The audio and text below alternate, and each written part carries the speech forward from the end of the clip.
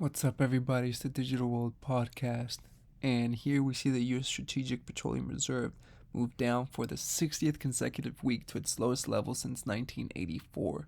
A 33% decline in reserves this year is the largest on record by a wide margin. Folks, we're below the 400 million barrels point. And you know that the administration that's currently in place right now have been doing this for their own political reasons.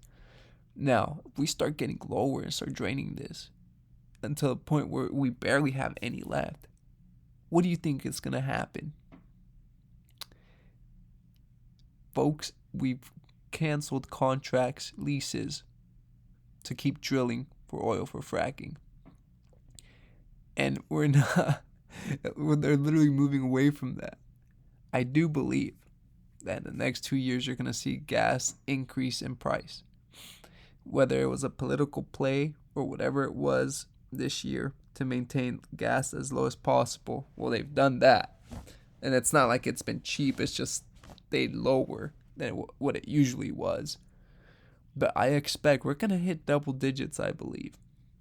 You see in Europe and other parts of the world, they're basically paying $8, $9, $10. Because obviously it's like a $2.50 per liter, which is equivalent to like $10 a gallon. So that's gonna come here. It's just a matter of time.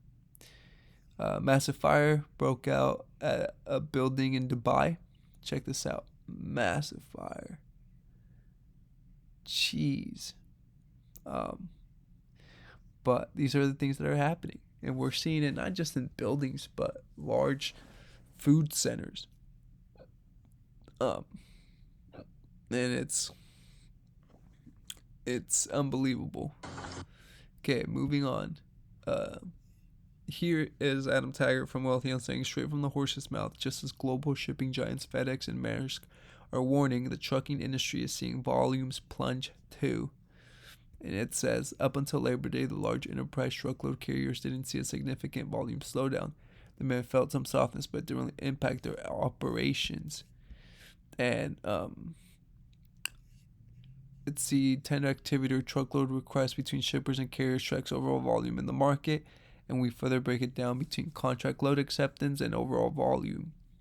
The CLAV is a great benchmark index for contract market. It says large enterprise truckload operators take most of their freight from the contract market, while small carriers take a lot from their freight from the spot market. By tracking the two indexes separately, you can see how resilient the contract market has been through the first 8 months of the year, while the overall market has a much tougher time. Okay, so here, folks, is something to be aware. I think that going into the future, this is going to become more of an issue, and it's going to be you obey or you're out. You won't be able to participate. I think one of the things to remember as flu season approaches is people have got to get vaccinated. Whether it's getting the flu vaccine or getting up to date in your COVID shots.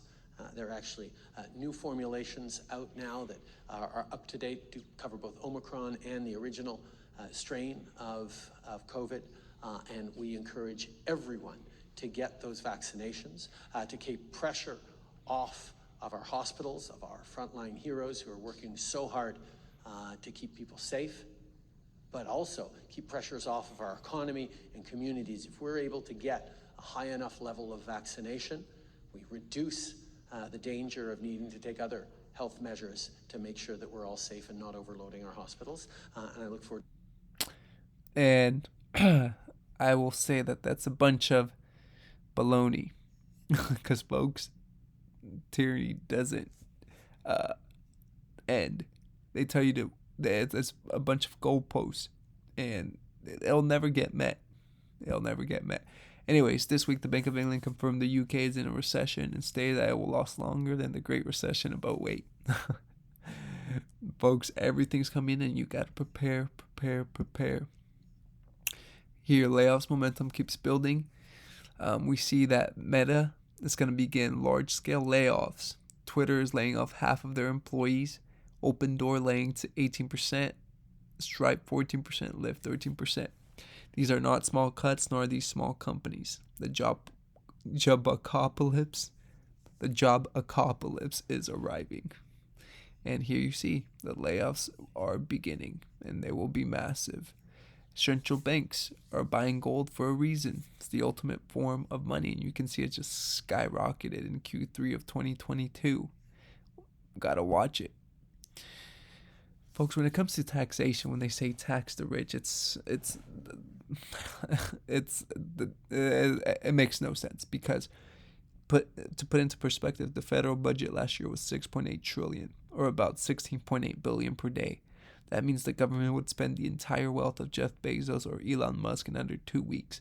A wealth tax of 100% on the entire Forbes 400 list wouldn't even pay for 2 months of spending.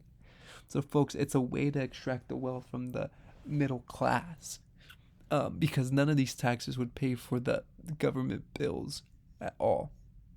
And that's where we stand in today. So, thank you for watching. Like and subscribe to the channel. It's the Digital World Podcast, and I'll see you in the next episode.